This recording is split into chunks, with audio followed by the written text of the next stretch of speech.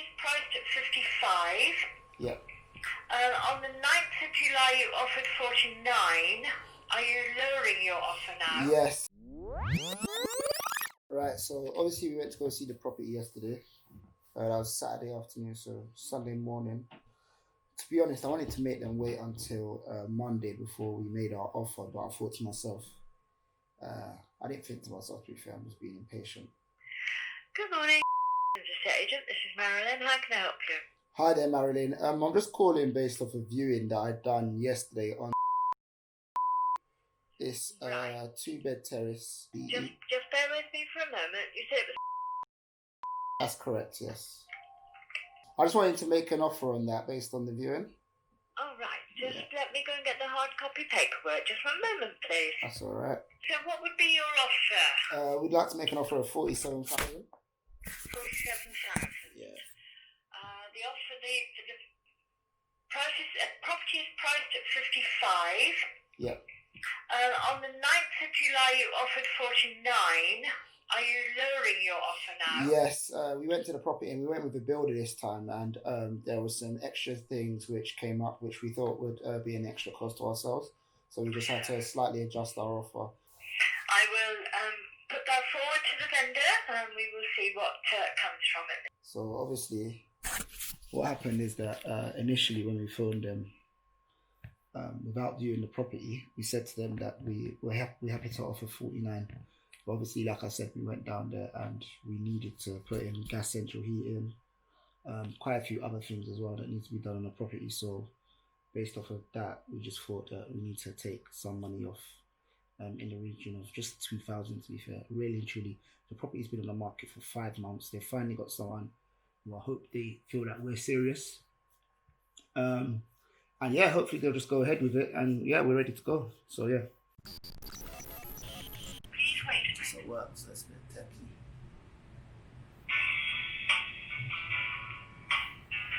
Oh yes, it was myself that rang you. Oh, sorry, apologies. It's okay. Yeah, she's.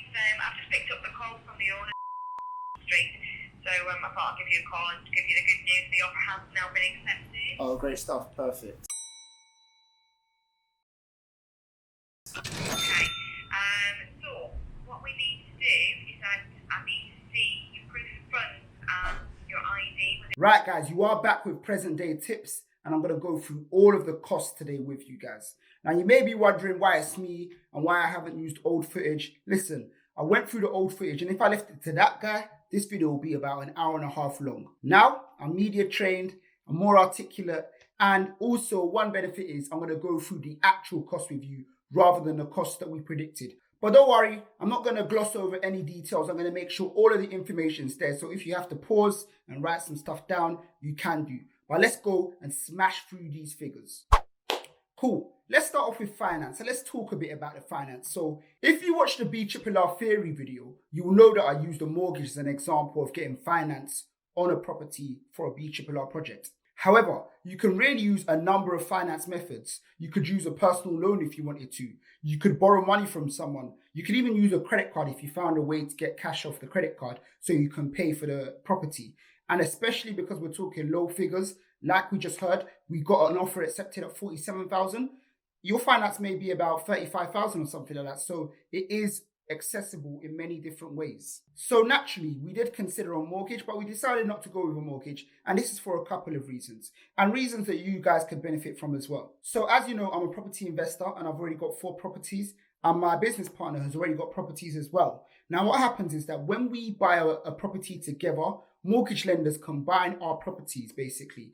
And essentially, cut a long story short, this means that we are portfolio landlords. Now, a couple of years back, I can't remember how many years, but what happened is that portfolio landlords now have to go through more stringent checks and more stringent measures when they're getting a mortgage. So instead of just checking that our buy-to-let properties in the background are self-financing, they needed a lot more information. And to be honest with you, I wasn't really on it like that. I didn't want to give all of that information. It was a bit long for me, so we opted for a different method of finance. Now, just before we go into the different method of finance, it's important to note that with BRRR, your aim is to get in and out of the deal as quickly as possible. Let's just say 6 to 9 months, essentially. Now, mortgages are long-term products. And even though lenders will charge you a fee when you try to refinance after 6 or 9 months, they don't like it as well. They're not a fan of it. And there are talks that once you've done this 2 or 3 times and come out of the deal after 6 or 9 months, lenders actually talk to each other and there can be some blacklisting going on, apparently. So that's just something to bear in mind. Anyways, we went on to some finance that is commonly used for BRRRs or property flips, and that is bridging finance. So we went with bridging finance. Now what bridging finance is short-term finance. And essentially, by nature, it bridges a gap. Generally, bridging finance bridges the gap between point A and point B. And point A is generally where you are now, and point B normally is where you can get more traditional long-term finance, like a mortgage, or like in this case, we can remortgage the property and get a long-term buy-to-let mortgage on the property. Again, there are many different exit strategies for bridging finance. For example, if you use bridging finance for a flip, the exit strategy will be selling the property and recouping your funds and paying back that bridging finance. Now, because of the nature of bridging finance, they actually look into your investment strategy as well and deem if it's viable or not. But with BRRR, flips, so long as you got your figures right, they will be happy with it. Stay tuned because in this video, I'm going to finally introduce my BRRR/property flip calculator, which can assess your investment and let you know if it's viable before you even get started. So let's get into some figures. Now, as we're going through these figures, all of the costs, I'm going to put everything on the screen. But one thing we're going to take note here, which is important for BRRR, is how much cash we're putting into this project. So keep an eye on that, as it's a great indicator to how much money you will need up front. So as mentioned, we bought the property for $47,000. We were able to put down a 25% deposit and get bridging finance for the rest. So we put down a deposit of $11,750 and got finance for £35,250. Now let me let you know how bridging finance works. There are many fees with bridging finance. For example, we paid an acceptance fee of £800 and a title insurance fee of £100, which is £900 in total. Now what they tend to do is take out these fees out of the money they lend you, so they will lend you a bit less. Nonetheless, you're going to have to fill it with cash. So this is a cash expense to us, so it's going to go on our cash budget. Speaking of fees, there is an exit fee. So when we do refinance, they're going to charge us a fee of £702. This gives us a total repayment figure of £35,952. So one vital bit of information that we are missing out and we haven't discussed just yet, speaking of exit fees, when are we going to exit? So remember, our bridging finance only kicks in when we do own the house. So we got to try and figure out how long the refurb is going to take. So the guy that's doing the refurb, he said it's going to take about 1 month, maybe 1.5 months essentially. Let's just say it takes 2.5 months, but it should not take that long at all. Next, let's think about refinancing. Now, an important thing to note now is that there's not a lot of lenders that will let you refinance within 6 months of buying a property. There are some, but they're few and far between. However, we believe that we can get these lenders and refinance this deal within the 6 months period. So we're figuring that maybe the deal is going to take about 4 or 5 months to conclude. So let's just round it up at 6 months. Now, one thing about bridging finance is that it's very expensive anyway, but if you go over the term that's agreed in the contract, it gets crazy expensive. So you want to make sure you've got enough breathing room. So we took out the bridging finance for 12 months just to make sure. So we haven't spoken about the cost of borrowing, which we're about to go into. Now, I mentioned that bridging finance is very expensive. So when you hear these figures, bear in mind that we're only borrowing roughly £35,000. So for the first 6 months, they want £172 a month. For the next 5 months, they want £437 a month. And for the last month, they want their full figure back of £35,952. That is a lot of money. But we've done the figures and we're comfortable that this is going to facilitate our deal and make it work. So let's get on to some other costs. Now, as you know, stamp duty is dreaded, but we're up north, so the stamp duty isn't too much. So we actually only pay £1,410 in stamp duty. We found a solicitor online to do the work and they will do so for £738 in total. And finally, we found a surveyor because bridging finance doesn't come with a surveyor like a standard mortgage does. So we have to hire the surveyor ourselves for £450. Now, all of these are upfront cash costs. Now, if anyone wants to know where we found such cheap solicitors or surveyors, there's a website called reallymoving.com, and what they'll do is that they'll fish you out quotes from local surveyors, solicitors, removal companies, whatever you need, they have it all there, and that's how we found such cheap solicitors and surveyors for this project. So let's move on to the interesting part, refurb. Now, as we know, refurbs are generally cheaper up north than they are in London and the southeast. However, what I want you guys to do is make a comment in the comment box below to let us know if these refurbs are cheaper than you expected or more expensive than you expected. So, as you know, we got an installation of new gas central heating and 7 radiators put across the whole house. As you know, we ripped out the old kitchen and put in a new one, which is basic but durable, but that is perfect for a rental property.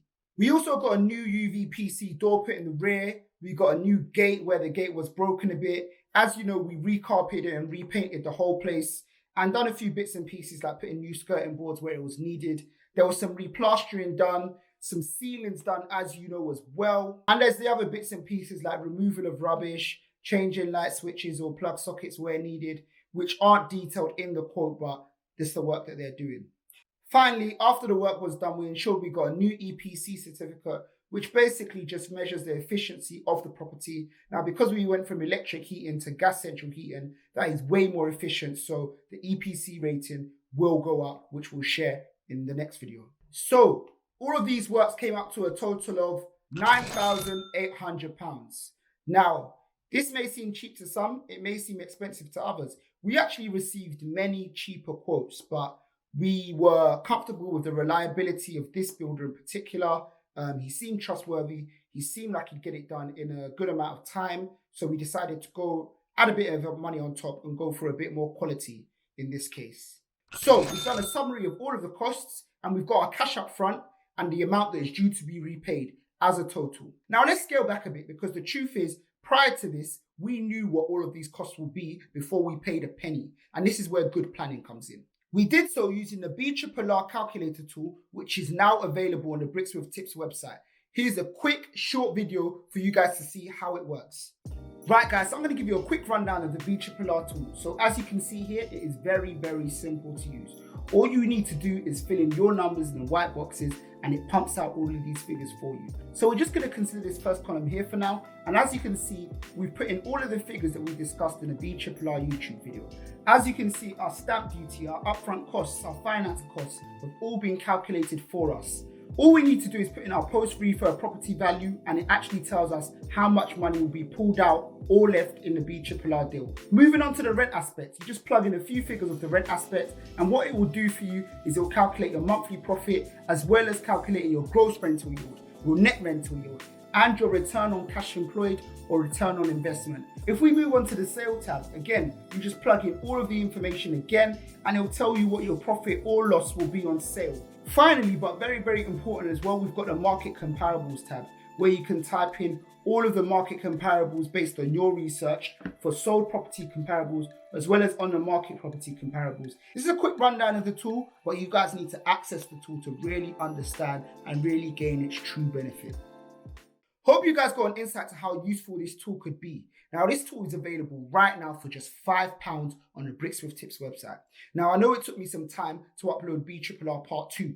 So as an apology, I'm actually going to give 50% off, which is available on the website right now if you use the code that's coming up on your screen now. Now, there is a limited amount of these discount codes, so you've got to be quick. But this discount code will bring the cost of the tool to just £2.50. £2.50. If you're serious about BRRR or even investing in property, you'll probably spend more than £2.50 just traveling to a viewing. So when you look at it that way, it's crazy. But I'm not going to be horrible. I'm still going to tell you guys the figures on this video, obviously. So let's get into the figures. Now, one important figure of this whole process is your prediction of the post-refurb value. This is what you think the house will be worth after you've done the refurb. And it's a very important figure because it directly relates to how much you will get when you refinance the property. Let me tell you what we did, and it's very important when assessing market values, especially when you're trying to work out what your property or property that you're interested in could be worth. When looking at sold house prices, there's 3 key elements. You want to make sure that the comparable is similar, you want to make sure it's nearby, and you want to make sure it's been sold recently. The tool also covers houses that are on the market right now. While it's not as reliable as sold house prices is what the market has decided rather than the asking price, it is still good data. Anyways, cut a long story short, we came up with a figure which we thought was quite prudent. We came up with a figure of 75,000, which is what we think the property will be worth post-refurb. We were actually thinking 80,000 or 85, but we wanted to be more prudent. I'd rather be happy that it's been valued more rather than be upset that it's been valued a lot less. Now, what does this mean for us? Remember BRRR, you want to refinance and pull out all of the cash that you put into the property or as much as possible. Now, remember in the BRRR theory video, I mentioned that I'm comfortable pulling out 75% of all the cash that I've put into the property. The reason why I was always comfortable pulling out 75% is that this is way better than the traditional buy-to-let method. Let's just say that you bought a buy-to-let property and put in 40k cash, for example.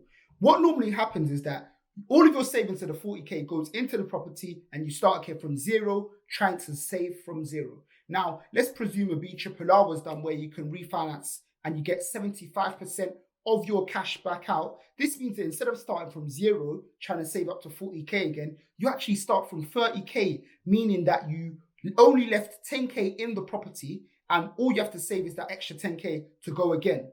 Hopefully that makes sense. Anyways, this deal we're hoping gets valued at 75k. Now we are hoping to refinance at 80%. And if we do so, we will leave just over £2,000 in the deal, which is crazy. That's nearly pulling all of our money out. However, again, we don't want to get too excited. We want to be quite prudent. So we're just going to assume that we get the property refinanced at 75%. Let me break down what happens. So as it stands, we've got a property with a projected future value of 75,000.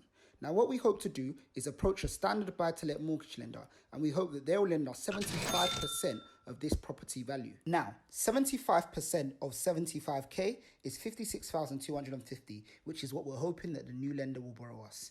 Now, the first thing we need to do is pay off our bridging finance. Now, after we've paid off our bridging finance, we're left with £20,298. We then take this £20,298 and we try and fill the hole that was left in our bank accounts from the cash up front required for this project, and we nearly actually do so. In actual fact, we only leave £5,782 left in the project. This means that we'll actually be able to get 78% of all of our money back out of this BRRR project. I'm over the moon with that, and I hope you guys understand why that is. This is incredible. This is actually, in theory, a great BRRR. Now, it doesn't end here. Remember with BRRR, you actually keep the property and you're able to rent it out. So we spoke to some estate agents and they predicted that post-refurb, we should be getting between £400 and £450 a month on this property. Based on borrowing £56,250 and the rates out there, our interest-only mortgage should only be £75 per month. This gives us a profit of £350 a month. And it actually gives us a gross rental yield of 10.85%. Now, this is all calculated for you in the tool that I mentioned earlier. So if you slept on it then, do not sleep on it now. The next episode is where we find out if these figures actually came to light. And I guess it all does depend on the valuation and the refinance to see how much money we can pull out. So make sure you tune into BRRR Part 3. We also wanted to show you guys how accessible this is for the everyday person as well. Not everybody has 100k, 150k to invest in property. But before I leave you guys, I have a very, very important announcement for you. Guys, you know at Bricks with Tips, we want to give you guys as much information as possible. And in doing so, we need to make sure that we stay very, very transparent with you guys. So let me tell you guys about 2019. I know 2020 is a mad year, but 2019 was a really good year for me. 2019 was great. I actually got married.